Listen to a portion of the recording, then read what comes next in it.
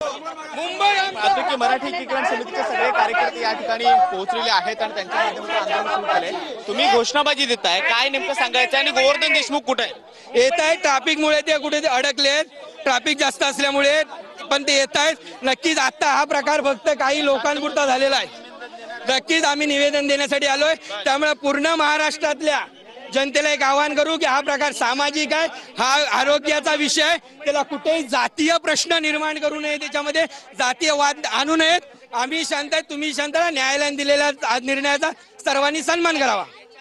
जैन धर्मीय लोकांनी जे काय आंदोलन केले निवेदनामध्ये हेच आहे की शस्त्र उचलणारी जी कोण असतील, आम्हाला कुठच्या समाजाबद्दल बोलत नाही। जर अशी भाषा पोलिसांसमोर केली जात असेल तर त्यांच्यावर काय कारवाई झाली? परवानगी नसताना इथे आंदोलन झालं, चाकू सुरे घेऊन ताडपत्र्या फाडल्या गेल्या, त्याच्यामध्ये किती जणांवर गुन्हे नोंद केले? हेच प्रश्न आम्ही प्रशासनाला विचारतोय, पोलीस प्रशासनाला निवेदन देतो। त्याच्यात चुकलं काय? आता म्हणतात की आम्ही शस्त्र उचलणार नाही आहोत, मात्र मराठी एकीकरण समिती राजकारण करते या सगळ्यामध्ये।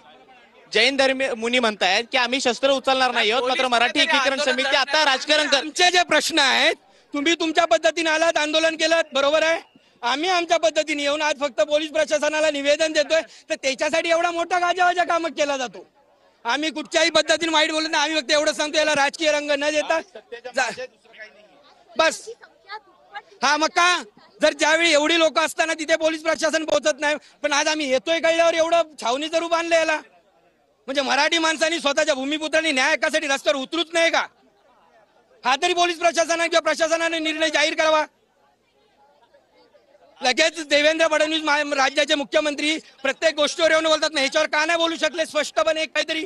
किंवा न्यायालयाचा निर्णय आहे, आमच्या वेळी जेव्हा विषय असतो, आमच्या वेळी ज्यावेळी विषय असतो त्यावेळी न्यायालयाचा सन्मान केला पाहिजे, हे आमच्यावर बंधन असतात। मग तो सगळ्यांसाठी नियम आहे, त्यामुळे सगळ्यांनी न्यायालयाचा। पाहतो की पोलीस काही जणांना ताब्यात घ्यायला सुरुवात करतायत आणि मराठी एकीकरण समितीचे जे कोणी आंदोलक या ठिकाणी जमतायत त्या सगळ्यांना पहिल्यांदा बाजूला थांबण्याच्या सूचना दिल्या जात आहेत आणि त्यानंतर ताब्यात घेण्याची कार्यवाही सुद्धा पोलिसांच्या माध्यमातून केली जाते आहे।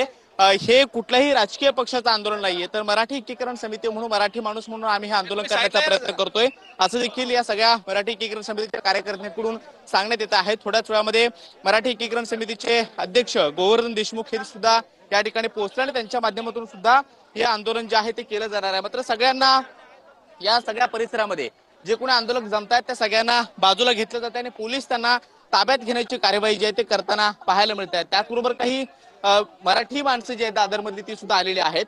आज हे आंदोलन होत आहे, याच्या आधी सुद्धा एक आंदोलन झालेलं होतं। आजच्या आंदोलनाचं काय उद्देश आणि काय सांगायचं?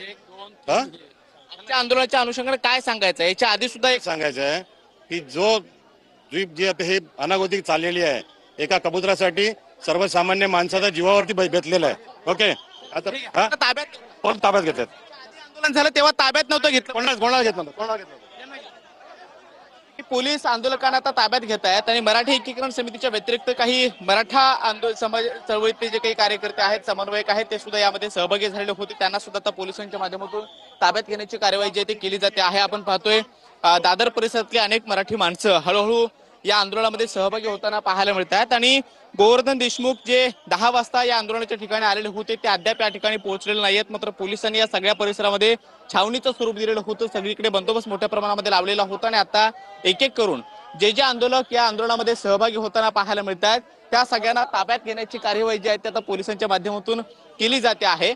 पहिल्यांदा आपण पाहतो की काही जणांना आता ताब्यात घेण्यात आलेलं आहे आणि जैन धर्मातील जी लोक जी किंवा ऋषीमुनी आहेत ते देवेंद्र फडणवीस साहेब यांचे आशीर्वाद आणि मार्गदर्शनामध्ये आम्ही केला।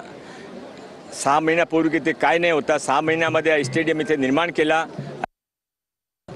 20,000 विद्यार्थी इथे देशी खेळाचे महाकुंभमध्ये भाग घेतलेला आहे। ते मध्ये माननीय कोकाटे साहेब। हे दृश्य आपण दादरमधली कबूतरखाना परिसरातली पाहतोय। गोवर्धन देशमुख एकीकरण समितीचे अद्याप इथे पोहोचलेले नाहीत, मात्र त्याही आधी काही स्थानिक आणि त्या ठिकाणचे काही संयुक्त मुंबई मराठी चळवळीचे काही कार्यकर्ते आलेले होते। त्या दिवशी आंदोलन झालं, त्यांच्यावर कारवाई नाही, मग आम्हाला लगेचच नोटिसा का दिल्या जातात? हा समाजहिताचा प्रश्न आहे, धार्मिक विषय नाहीये असं म्हणत काही आंदोलक त्या ठिकाणी जमलेले होते। त्या आंदोलकांना पोलिसांनी आता ताब्यात घेतलेलं आहे। परिसरामध्ये जे आंदोलक आहेत किंवा आजूबाजूच्या रहिवासी सोसायटी आहेत त्या रहिवासी सोसायटीमधले अनेक पदाधिकारी जे आहेत ते सुद्धा हळूहळू या परिसरामध्ये आता उतरताना पाहायला मिळतात आणि आता आपण पाहतो हे आंदोलन जे आहे ते सुरू झालेलं आहे।